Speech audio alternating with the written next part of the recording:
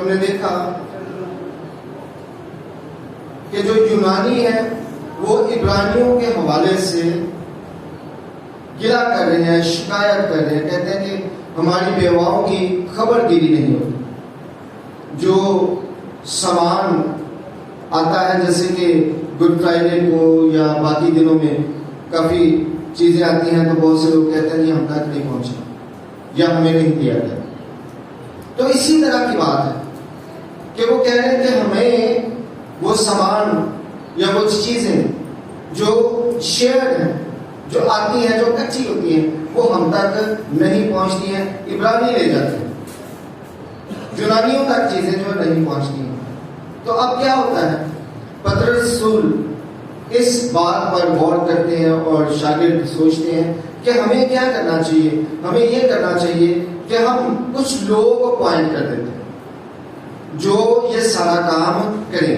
اگر ہم لوگ یہ سارا کام کریں گے تو پھر خدا کے کلام کی خدمت میں خلل آئے گا، کیونکہ ہم ایک ہی وقت میں سارے کام نہیں کر سکتے۔ تو یوں وقت کو کیا کیا جاتا ہے؟ ڈیوائڈ کر دیا جاتا ہے مختلف لوگوں میں، بوجھ کچھ لوگوں میں بانٹ دیا جاتا ہے تاکہ سب لوگ اپنے اپنے حصے کا کام کریں، اور 7 لوگوں کو چن لیا جاتا ہے جو یہ کام کریں گے، لوگوں تک خوراک کو پہنچائیں گے، اور ساری جماعت کو یہ بات پسند آتی ہے، اور خدا کا کلام جو ہے وہ بڑھتا رہتا ہے، کیونکہ وہ پیورلی خدا کی کیا کر رہے ہیں؟ خدمت کر رہے ہیں۔ جب ہم دوسری دعوت میں جاتے ہیں تو دوسری دعوت میں پطرس رسول کہتے ہیں کہ آپ زندہ پتھر کے پاس جاؤ جسے بیماروں نے رد کیا، اور خدا نے اسے کونے کا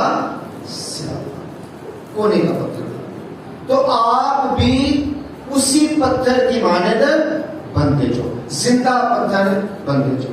اور جب ہم تیسری تلاوت میں آتے ہیں تو انہی تلاوتوں کو لے کر جو تیسری تلاوت ہے ہمیں مزید آگے لے کے جاتے ہیں، جن کی یسوع مسیح کا پیغام ہمارے لیے کیا ہے۔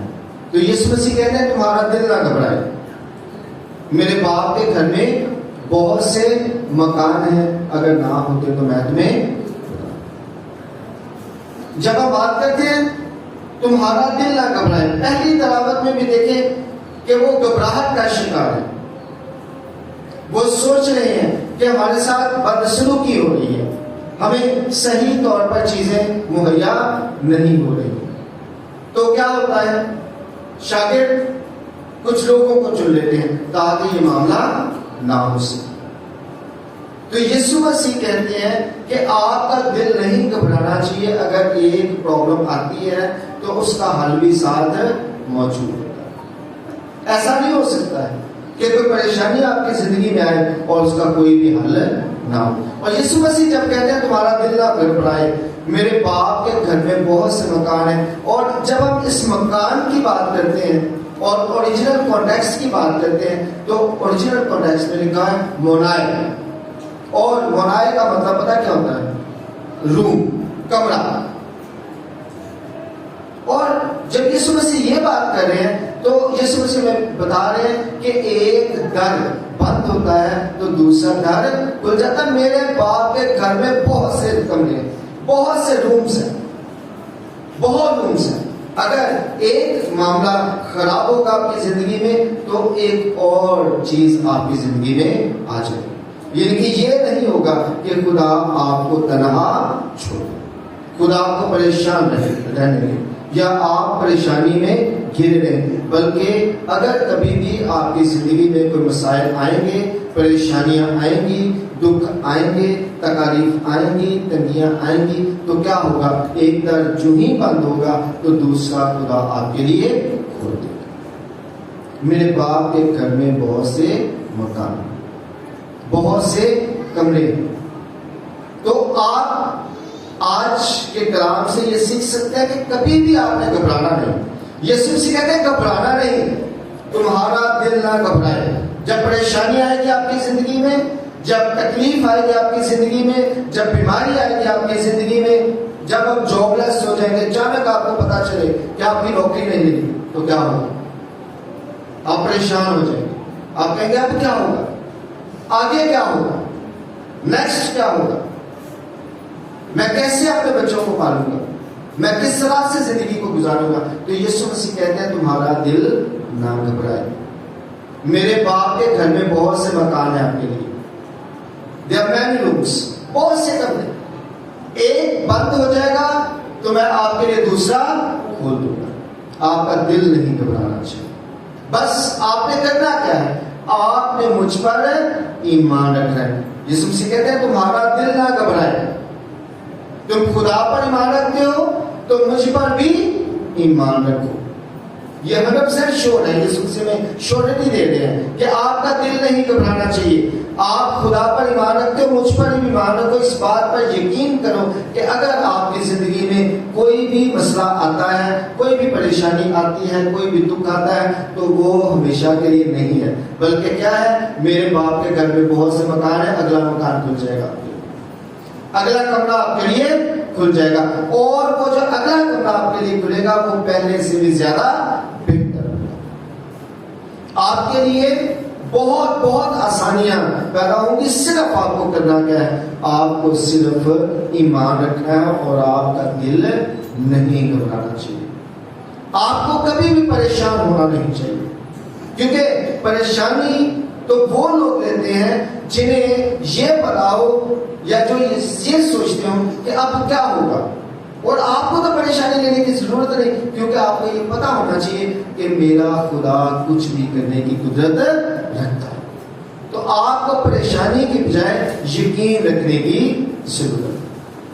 آپ کو دکھی ہونے کی بجائے, پریشان ہونے کی بجائے توکل کرنے کی ضرورت ہے. اور جب آپ توکل کرتے ہیں تو یقینی طور پر پھر آپ کے مسائل کیا ہو جاتے ہیں, حل ہو جاتے ہیں. لیکن اس میں یسوع مسیح ہمیں طریقہ کار بتاتے ہیں کہ مسائل حل ہوں گے کیسے. آپ کو کرنا کیا پڑے گا, یہ تو یسوع مسیح نے کہہ دیا کہ ایک در بند ہوتا ہے تو دوسرا کھل جاتا ہے, لیکن وہ کھلے گا کیسے, آپ کے لیے وہ در کھلے گا کیسے, اس بات پر آج آپ کو دھیان دینے کی ضرورت ہے. اور یسوع مسیح کہتے ہیں راہ, حق اور زندگی میں. یعنی کہ اگر آپ چاہتے ہیں کہ آپ کی زندگی میں ایک اگر بند ہوتا ہے تو دوسرا کھل جائے, تو پھر آپ کو راہ کو پہچاننے کی ضرورت ہے, اس راستے پر چلنے کی ضرورت ہے. اور راستہ کیا ہے, یسوع مسیح.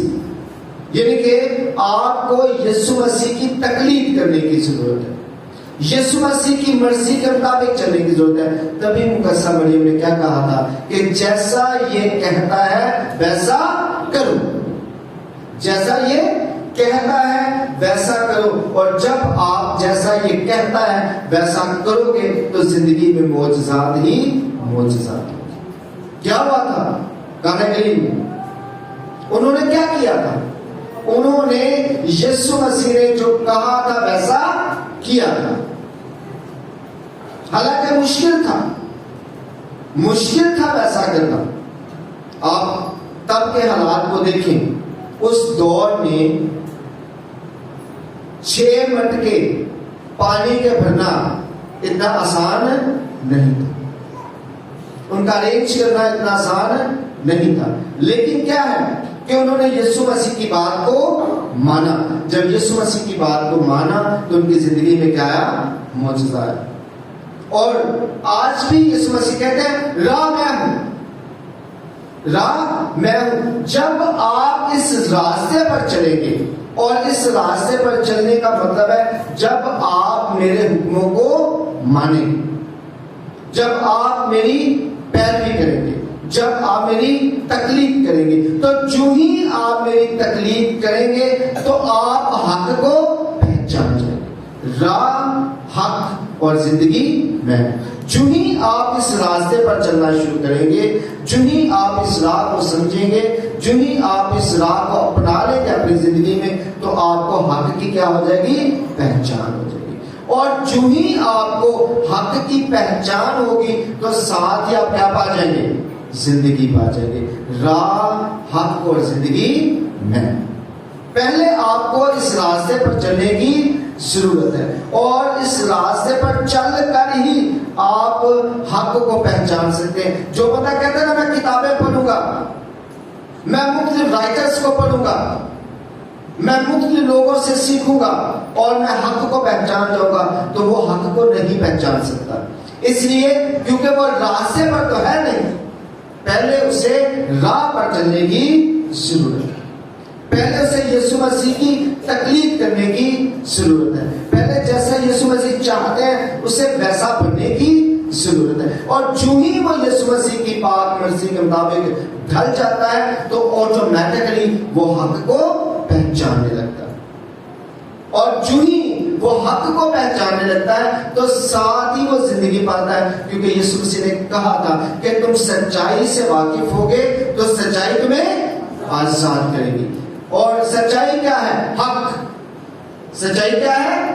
حق ہے، اور جو ہی آپ حق کو پہچانیں گے آپ زندگی میں داخل ہو جائیں۔ آج خداوند یسوع مسیح ہم میں سے ہر ایک کو یہ کہتے ہیں کہ آپ کو حقیقی معنوں میں اس راستے کو سمجھنے کی ضرورت ہے جس راہ پر چل کر آپ حق کو پہچان کر زندگی پا سکتے ہیں۔ آج بہت سے لوگ راستے سے بھٹک گئے ہیں، راہ سے بھٹک گئے ہیں اور سوچتے ہیں ہم حق کو پہچان گئے،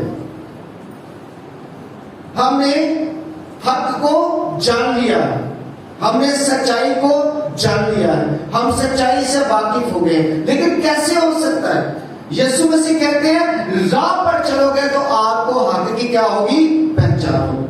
آپ سچائی کو تب جانیں گے جب آپ سیدھے راستے پر چلیں گے، کیونکہ راہ حق اور زندگی میں ہوں۔ اگر سیدھے راستے پر نہیں چلیں گے تو کیوں کر آپ سچائی کو جانیں گے؟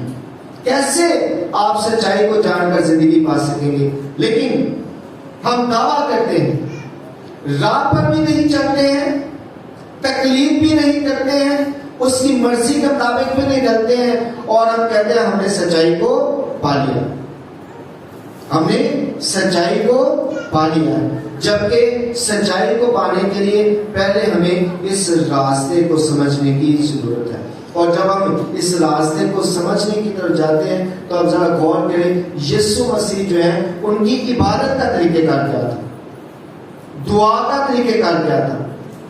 کیا کبھی یسوع مسیح نے دعا کے دوران میں شور ڈالا؟ کیا آپ کا ایسا لگا کہ یسوع مسیح بہت اونچی اونچی دعا کر رہے ہیں؟ نہیں، وہ تو بہت حلیمی اور فروتنی اور شیدگی میں پہاڑ پر جا کر اس طرح سے دعا کرتے تھے۔